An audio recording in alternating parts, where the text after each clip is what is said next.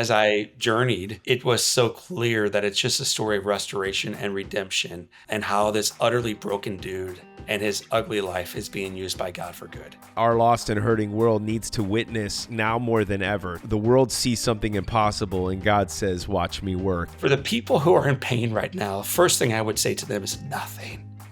I would just cuddle you, man. Yeah. And then if you want to fight, I'll fight with you. I'll wrestle too. Yeah. I think God can handle that. And if you can start recognizing how God is working through the struggle, he will work in far mightier ways in your life after the struggle's over. My real hope isn't so much that people will be moved by baseball scenes or wedding scenes or John's toughness in hospital, but when they walk out of that theater or they roll out of that theater, they can proclaim as they return to the light, what a gift. Yeah. Now go to work and share it.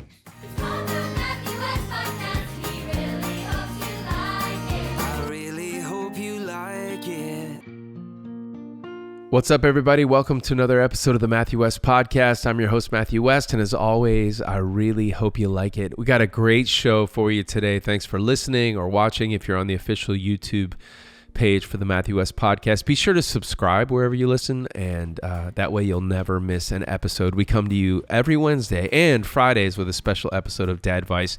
Hey, one quick note I want to make sure you are aware of is the Don't Stop Praying for America tour is heading out in November. Go to MatthewWest.com to get your tickets. And one other note, the song that I wrote in honor of Charlie Kirk is called Be Close, and I shared a bit on social media. I wasn't planning on releasing the song, but October 14th is Charlie Kirk's birthday, and there's just been a lot going on in our world lately, and it felt like this was a message for right now, inspired by Psalm 34:18, and a reminder that God is close to the brokenhearted, saves those who are crushed in spirit. So I'm releasing the song Be Close on October 14th, so be on the lookout for that, and I hope it brings you some encouragement during these difficult times.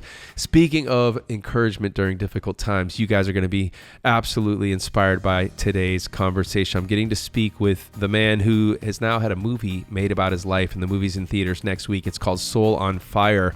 Let's go to the Story House with a powerfully inspiring story with John O'Leary. Hey, it's great to meet you, John.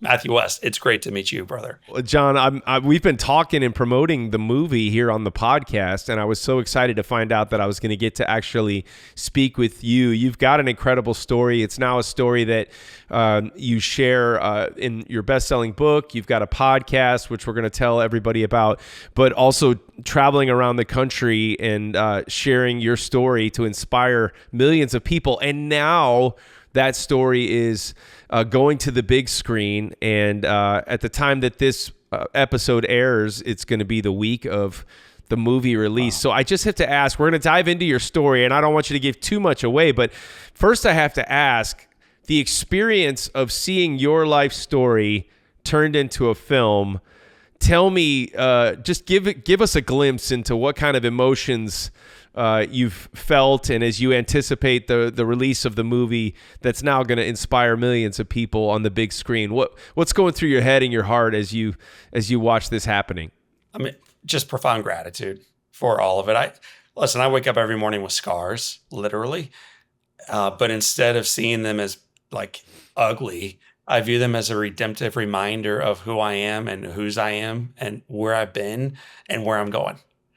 And so now we got this film coming out that was shot on location where it happened. Wow. So when folks see the movie, the scene where little John gets burned, they shot in my mom and dad's house. Wow. It's where my mom and dad still live.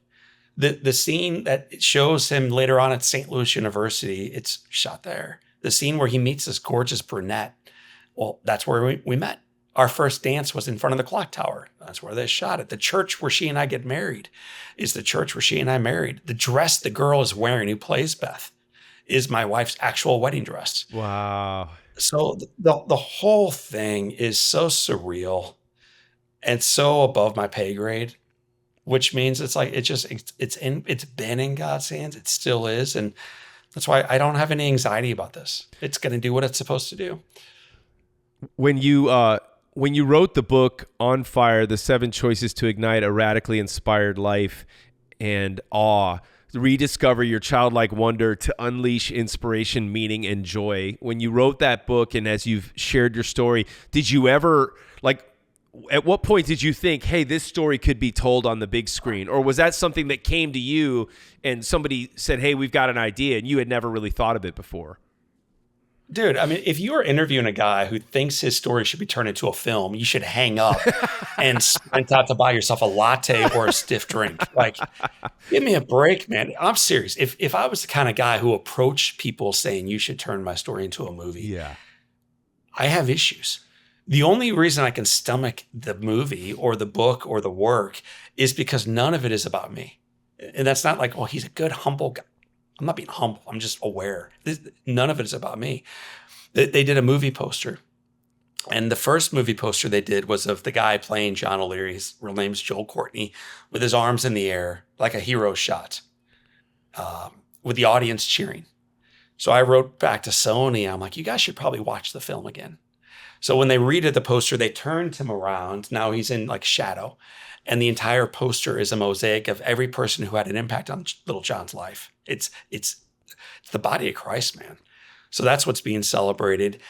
When this came to me was, even this is a God story. Like I was in Las Vegas playing the MGM Grand. And a woman came up to me afterwards and said, John, have you ever thought about turning your story into a film? And there's 27,000 people. And this is one lady who randomly comes up. And I said, no, I've never thought of that. So she goes, do you mind if I think about it for you? So I'm like, yeah, you can think about it. So she thought about it. She reached back out to me. She asked for permission. Wow. I think I signed off the rights to my life for like $1 because there had to be some financial exchange. So I undersold, I think, this film perhaps a little bit. But she went forward. She did the work, man. Like she did the work. Was she a producer or writer or something? Neither. She is a woman from the East Coast who used to be in music a little bit and had some friends in Hollywood and started building this consortium of friends who found a great writer named Gregory Poirier, who's written a bunch of stuff. He wrote a great script. That got picked up by a director named Sean McNamara, who's a total stud. He's done Soul Surfer and Reagan and Spare Parts and incredible. tons and tons of films. He's a great guy, but man, I'm a Midwest kid. And I didn't trust the process. So I flew out to meet with him and I asked Sean why he does what he does. What's the motivator? And he started talking about why he does film. And then he started crying. And as I'm watching this big Hollywood director weeping at a Starbucks, I'm like, man, this is the kind of guy I can cry with and laugh with and maybe make a film with. And Sean has been a phenomenal partner. Wow. He made a great movie. That's incredible. And just take me back to MGM Grand for a second. Now, these speaking engagements you do, forgive my ignorance, but you have the was that you said you had a gig there? Like that means you weren't rocking the mic like I rock the mic with my band. You were up there sharing your story. Is that how many speaking engagements do you do throughout the year? Yeah. So about 100. Yeah. And some of those are in prisons in front of 50 guys. And sometimes it's the MGM in front of 28,000. And both matter to the same degree. Yeah. But the interesting thing about the MGM in that episode was, so you're interviewing a guy right now with no fingers who miraculously not only survived this fire as a kid that should have killed me, but in time has just learned how to like do life with a grateful heart. And a big reason for that is my mom. Like she instilled in me agency, the ability to step forward in spite of struggle. And one of the lessons she taught me was how to play the piano. So, man, I'm a little kid. I'm on morphine. The doorbell rings. This piano teacher walks in, Mrs. Bartello. And I look up at both of them and I'm like, what are you doing here? Like, what the heck are you? I don't have any fingers, ladies. Wow. What are you doing here? I'm a victim. And I remember my mother, without speaking a word, just rolled me back to the piano area, locked the brakes and walked out. And we did this lesson that day, Matthew, where she tethered a pen to my hand. And I played the piano key by key, just one note at a time. And the entire time, I remember thinking like, man, I hate my mom. Like, oh, what a horrible mom she is. And then that teacher came back again and again and again and again and again for 5 years. All of this leading ultimately to the MGM Grand. And a woman had read that John plays the piano, which is true, I do, but only at like family birthday parties. not publicly, because I'm a train wreck, man. I got no fingers. But this woman in charge of the meeting said, "Would you play for my family?" And dude, I learned a long time ago, like the answer is yes. Just swallow your pride and go. Just say yeah and see what happens. So I told her I would, and I said, "What song do you want to hear?" Like I play Coldplay and Imagine Dragons and Garth Brooks, U2. And she goes, "What was your mom's favorite?" Uh, Well, remember this is like a big secular conference. And I said, "Well, my mom, her favorite song is Amazing Grace." And she goes, "Well, dude, play Amazing Grace."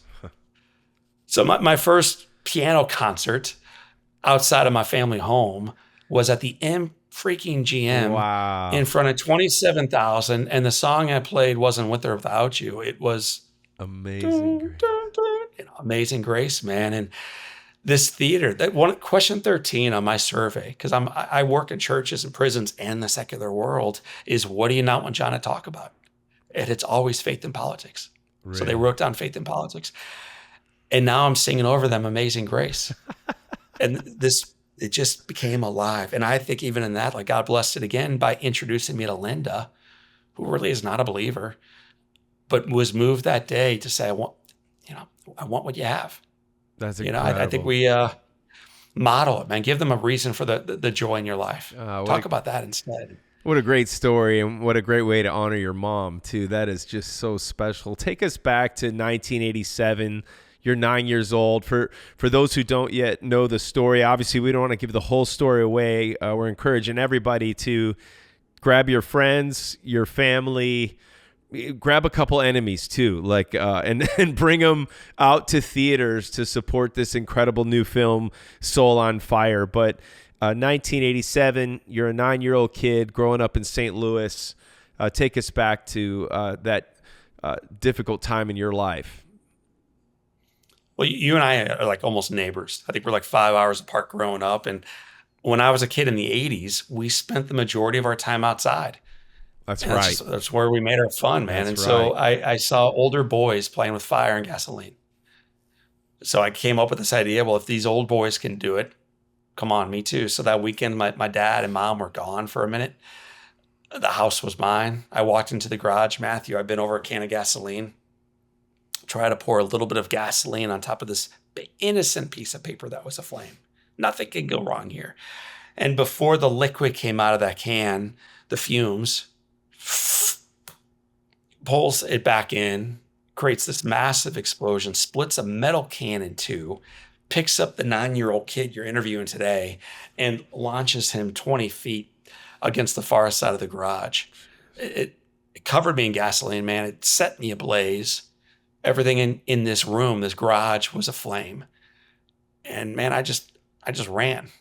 I got scared and I ran for my life on fire back into my mom and dad's house, and eventually stood on top of a rug, just screaming for a savior.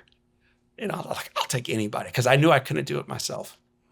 And I watched my brother Jim, who was 17.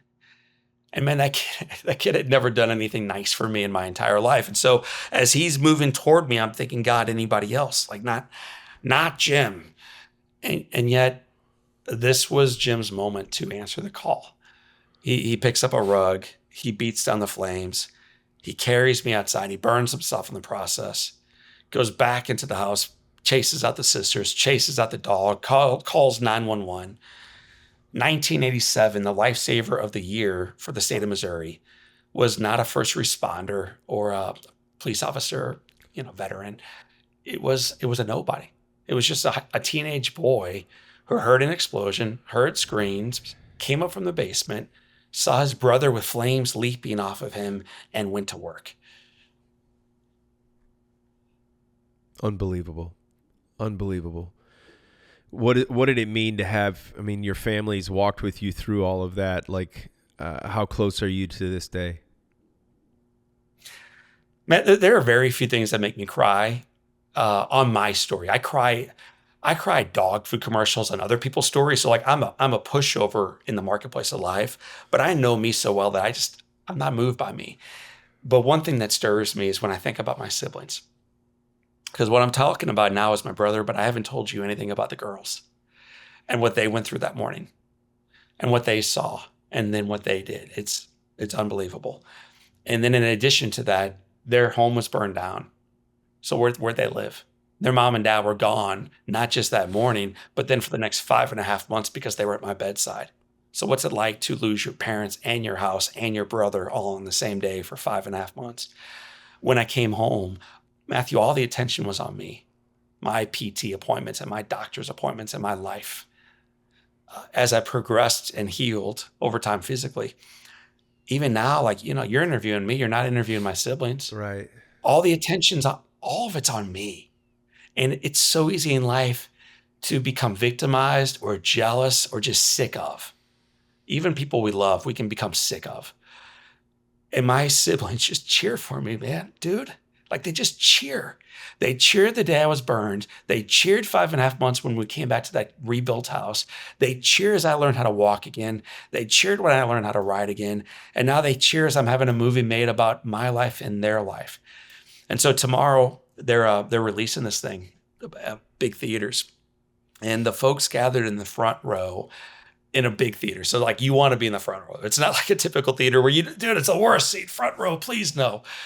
This is a cool theater for the front, and it's not going to be William H. Macy or Devon Franklin or Joel Courtney or all the other. It's going to be my siblings, and it's going to be their mom. And I want them to recognize just how awesome they are. Yeah. So what do my siblings mean to me, man? Like everything. Wow. Like, I'm not here having this conversation with you without them.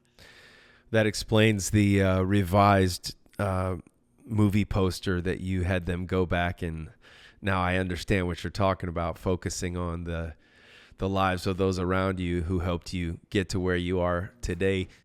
Guys, Christmas is right around the corner, and we are having an incredibly special event in Franklin, Tennessee this Christmas, December 4th through the 7th of 2026.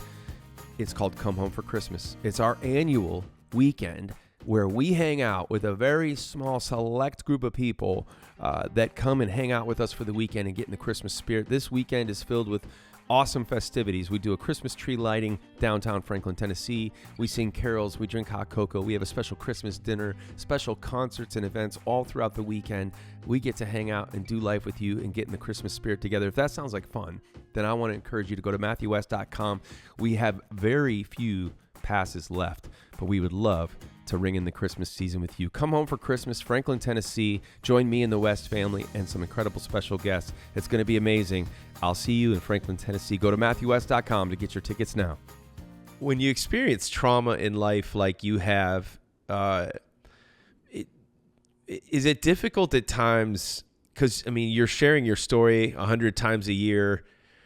Is it tough to relive your story, or are you at a point where you've seen God's redemption, and ultimately this is a story of healing, redemption, and finding greater purpose even through the pain in our life? Ultimately, the promise that Romans 8:28, as hard as it may be to take hold of, when we take hold of it and when we turn our eyes to our Creator, we know that somehow, some way, He does work all things for the good of those who love Him and are called according to His purpose. I imagine that standing in the redemption makes it easier to share that story, but to constantly be willing to go back there and share from your deepest pain takes a willingness, a vulnerability, and kind of opens that chapter up repeatedly. And now you're willing to open that up for a mass audience beyond your speaking engagements on the big screen. Is that ever difficult to revisit? I mean, I could see how emotional you get talking about your appreciation for your siblings and your family, but what is that like to go back to that well daily and frequently? And what is it that continues to drive you to do that, to be willing to share over and over again from the most broken chapter of your story? So in the earliest days of my speaking, it was about me proving to the audience that I was enough. Like, do you see how difficult that first surgery was? And even though I lost my fingers, did you see how I learned how to write? And it was this, I didn't mean it to be, but it was sort of an ego story of overcoming. And as I journeyed, it was so clear that it's just a story of restoration and redemption, and how this utterly broken dude and his ugly life is being used by God for good. It's so clear, it's so clear to me that it has nothing to do with me. This is not my life. Period. Full stop. Like I'm an introvert. I'm a quiet guy. I struggle finding the right words at the right time. I want to be home, not in this hotel today. Like I want to be home with my babies, but it's not my life. So then you ask, well, is it hard for you to tell that story? And the answer is kind of. And why? For this as a performer, and when you speak, like audiences do not recognize sometimes that you and I have a conversation with them. There's not some black veil that covers them from us. We can see faces, and we can see ache, and we can see hope. We can see that one to many. So I see that as a speaker. I see them being moved by this story. So I'm not moved by the story, but I'm moved by theirs. Wow. And then afterwards, we do a little book signing. And every single person who comes up almost always begins, after hugging O'Leary, they begin this sentence like this. John, it's nothing like your story, but. And then they talk about the abuse they dealt with at the hands of their father. Yeah. They talk about the divorce they went through when they were little. They talk about the first bankruptcy or the loss of that first marriage. Yesterday, twice, man, the loss of their children. And so as a speaker, like, dude, I get emotional. I don't care about being burned. I've been healed. But when I hear the stories of others and how this helps draw them forward in their own walk, it is the only reason why I will get on a plane or stomach sharing one more story about me, because it's not about me. Yeah. The film's not about me. That's powerful. Yeah. But also that realization of how that these are great glimpses of how God does work all things for the good, that he uses our pain to let somebody else know that they're not alone and that their story's not over either. That is so awesome to see. And I agree with you wholeheartedly that when somebody shares with you how your story has impacted them, it's like we're tapping into a greater why and a greater purpose. And why does that get you on a plane? Why does that take you away from home? It's because you're tapping into something that my friend, Hall of Fame songwriter Tom Douglas said. It has his fancy way of saying something has eternal value or purpose. He said eternality. And I always thought about that. It's like when you tap into something that has an eternal value, that it's greater than just your own well-being. It's greater than your own protection. It's greater than your own little world. You're getting a glimpse of how God can use you in the world outside your front door. And you're getting to do that in droves, which is incredible. Why, John, can we talk about, like, I wish pain wasn't such a powerful teacher, and I wish we could learn by less severe means in life, right? I always think, I think about the story in the Bible of Saul's transformation to becoming Paul, who has guided countless Christians, in his writings of the New Testament to make us more like Christ. That guy had to learn some lessons the hard way. He had to be knocked off of a donkey by a blinding light before he realized, hey, there's a better way. And sometimes I feel in my life like I ask God to teach me lessons using gentler means. And yet often it's the pain in our lives that we would gladly rip out of our story. We wish those painful chapters never have to happen. And yet those painful chapters are ones used by God to teach us. And you've talked about that in the past, about how pain is a powerful teacher.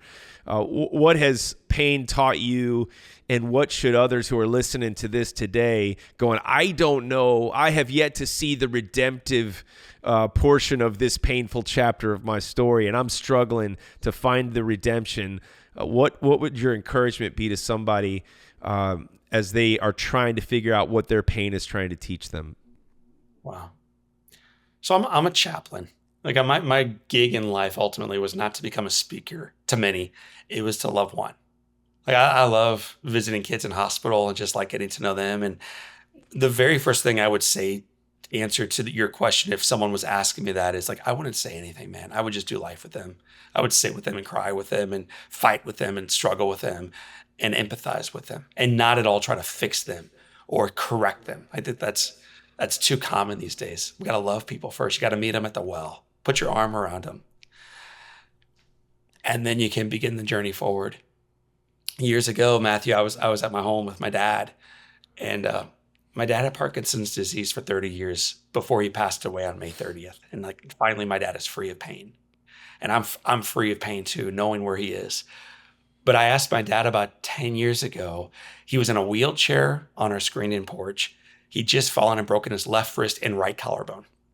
He's unemployed and unemployable. He's losing the ability to speak and swallow.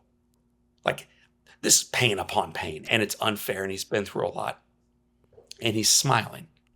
So I asked him, I said, Dad, why don't you complain more about how unfair life is?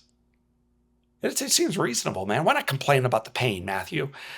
And he said to me, how could I complain when God has been this good? So I said to him, give me 3 things you're grateful for because of the Parkinson's disease. And it wasn't like, oh, give me a minute. Right away, he said, I'm grateful it was not a more serious disease. Wow. Secondly, he said, I used to be so busy. Now I've got nothing but time to reflect on who I am and where God is in my story. Wow. And the third thing he said is, John, I've always liked your mom. So I'm like, hey, dude, I'm glad you like mom. 64 years together. I'm glad you like her. And he goes, you're missing the point. My friends no longer come around, take me out for a round of beer, a round of golf. Wow. Everyone else is cheapening the value of my life, but your mother keeps coming closer. Wow. And so Matthew, I get up to hug him. And then my dad says to me, sit back down. I'm not done. I got more. And I will not remember everything, like kind of unplanned, but he talked about the rich gift of compassion. And the way he framed it was, he said, John, I'm grateful that the cataracts have been cut off of my eyes and my hearts. Wow. I'm able to see the pain of those who struggle. He talked about, one thing he said is, when we drive, I'm grateful for the handicap spot. He's like, we're VIP everywhere. Then he said, I'm grateful for the ability to see and hear and learn and laugh and love every day of my life. And the final thing he said, John, I'm grateful for being healed, even if not cured. And I said, Dad, what do you mean? And he said, every morning of my life, I wake up before your mother. I get into my wheelchair, roll over to the kitchen window. I look out and I wait. I'm like, well, Dad, what do you wait on? And he said, I wait for the light to cut through the darkness. Wow. And then he said, it reminds me life is imperfect this side of eternity, but it's good. And the best is yet to come. So for the people who are in pain right now, first thing I would say to them is nothing. I would just cuddle you, man. Yeah. And then if you want to fight, I'll fight with you. I'll wrestle too. Yeah. I think God can handle that. But then at some point, and I'm not saying like, now 3 days in, we got to start moving. At some point, it's time to pick up your mat and move. It's time to recognize that God is moving through this moment, even the struggle and the chaos of this thing going on in your life.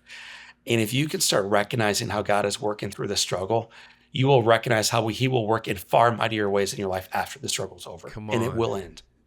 Man, that's powerful. I just the relentless optimism that you had modeled for you by your mom and your dad, from your mom wheeling you in and saying, my son doesn't have fingers and he's going to play piano.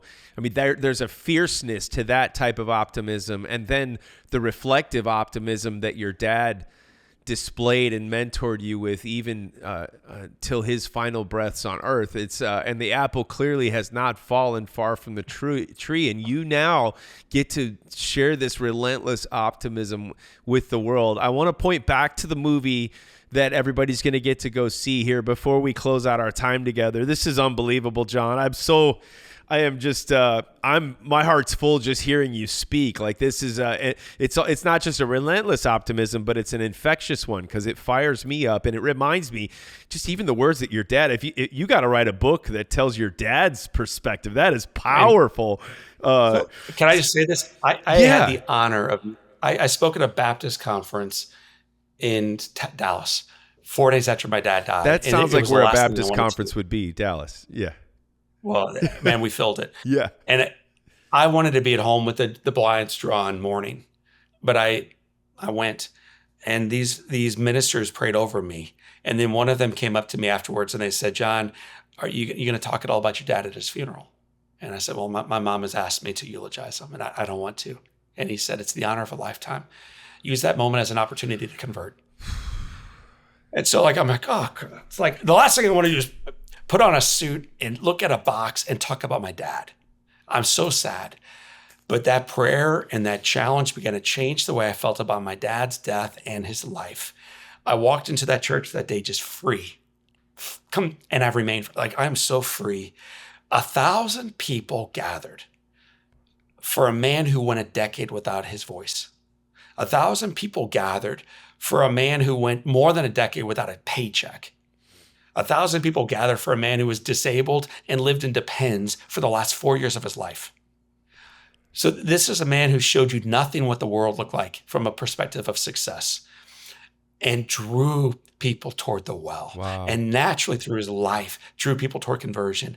And at the end of the end, Matthew, when my dad died, he died in his home. Man, his wife was next to him. His 6 kids were around him, and there were 23 grandbabies next to them. And this old dude, this 80-year-old man with struggles galore, pain, back to your question, died the way he lived, with this goofy grin on his face. So I got to eulogize life. Oof. Not ease, not fun, not the right president at the right time, or whatever it is we're looking for. Life, and life more full. And so the reason, guys, ladies, leaders, I don't read the papers because I don't think Christ is all that interested in it, candidly. I think we've become preoccupied with wondering what others are saying about our world. And I think that's already been spoken over us. Quit reading the paper, start reading scripture, and have a little more hope for your life. Yeah. It will change not only the way you step forward. Look at my dad. It will change not only the way you step forward, it will change the world before you struggled with.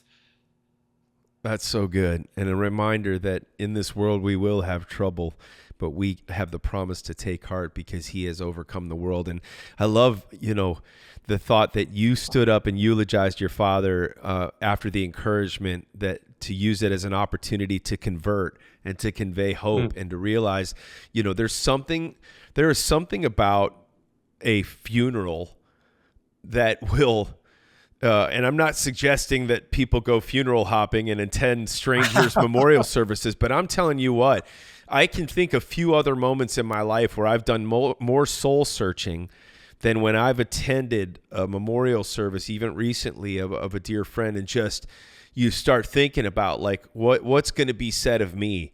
How am I living my life? And I still have time today, and I have breath in my lungs and my heart's beating. Am I making the most of the one shot I get with this life? I always end every episode by encouraging our listeners and viewers to remember that you're here for a greater purpose. And I always say it's your story for his glory. Go make it count. And you are the living embodiment of that. And your parents are the living, they have demonstrated that incredibly well.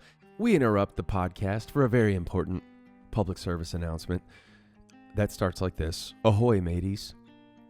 Okay, that was stupid, but hey, I'm excited to tell you that pretty soon this podcast will be at sea. That's right. I'm going to Alaska, and I'm inviting you to come with me. It's going to be an incredible time. July 12th through the 19th, 2026. We're going to Alaska together, and cabins have sold incredibly fast. There are only a limited number left, but I want to encourage you to go ahead and check out MatthewWest.com. Again, the cruise is already 50% sold out. It's called Story House at Sea, an Alaskan cruise. Join Matthew West, me, and my entire family, and some special guests. You don't want to miss it. If you've always wanted to go to Alaska and never had the chance, if you've always wanted to go on a cruise and never had the chance, this is your chance to plan ahead. July 12th through the 19th, 2026. Cabins and tickets are available now at MatthewWest.com. I want to ask you real quick, so that when people go watch the movie, can you tell them what is one scene in the film that you are anticipating viewers watching the most? So when everybody listening to this, when they're sitting in the theater and that scene happens, they'll be like, oh, I know the star of the show, the guy who this movie was made about, he told me this is his favorite scene. Can you let us inside the part of the movie that you're most excited about people getting to see with their own eyes? There's so many tender moments, and what viewers will find themselves almost from like the dropping of the lights is like they're just going to feel fluttering in their hearts, and they're going to laugh and they're going to cry, and sometimes they'll be crying with joy. They will feel again. And so I'm going to answer that in two ways. One is the final scene in the movie takes place. So I had a visitor who encouraged me to keep fighting when I was a little boy named Jack Buck. And so Busch Stadium is out this window. And Jack Buck promised me John O'Leary Day at the ballpark. And once I got out of the hospital, he lived into it. And The I took Jack a Buck? trip with Jack Buck The Jack Buck. and Wow. met all the Jack Buck was the broadcast version of Harry Carey. Legendary. A partner.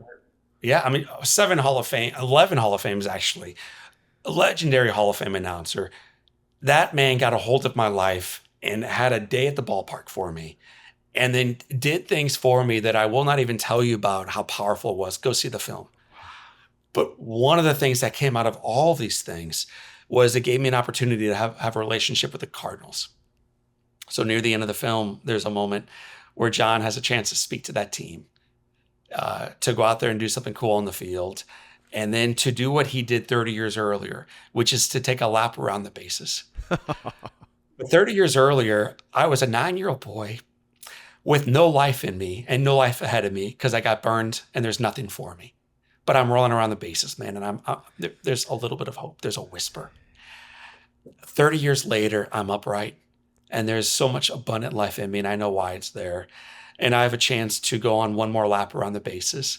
And this time I'm not in a wheelchair. I have the honor of pushing someone around. Jeez. Whew, man, it is such a moment.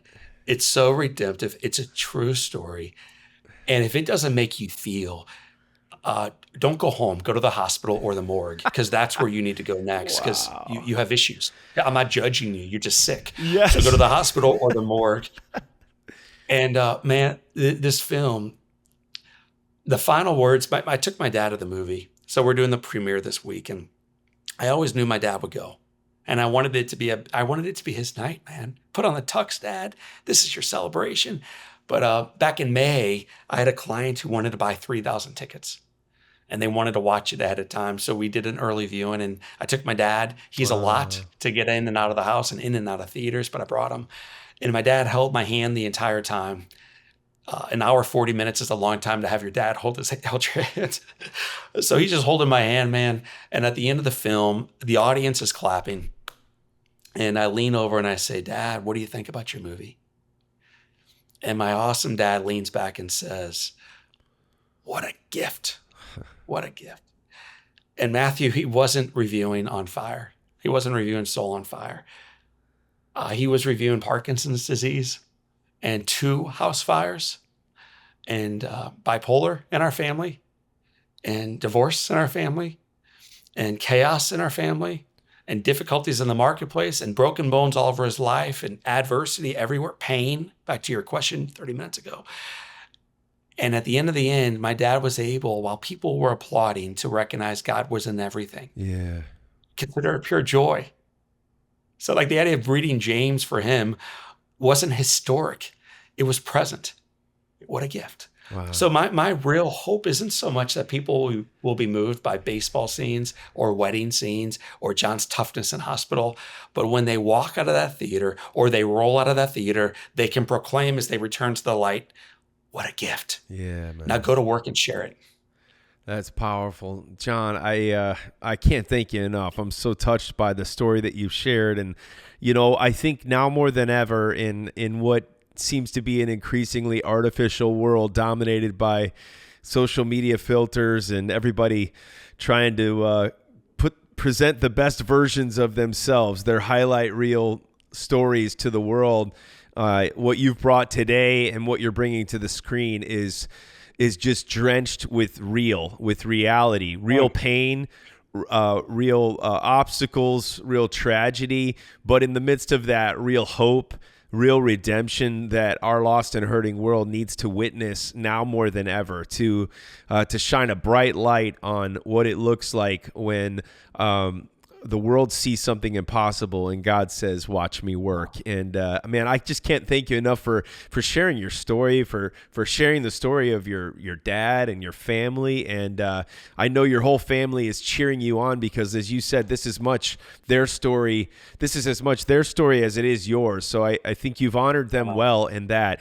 And everybody needs to go see Soul on Fire. It's in theaters. We're going to be including all of the information in the liner notes of the podcast podcast where people can get their tickets, buy multiple tickets. Maybe you're in a position like John's friend who bought 3,000. I don't know. If you're in that, I want to be your friend, first of all, if that's but go get several tickets. Think of somebody who's going through a difficult chapter in their story and needs to be inspired to finish this year strong, and take people with you. The West family is going to be going to see Soul on Fire. I know a whole lot of people are going to be seeing it as well. And then, John, beyond the movie, where's the best place where you'd love for people to come and stay in contact with you? Of course, your website is johnolearyinspires.com, which I would say that website is accurately titled because that's exactly what you do.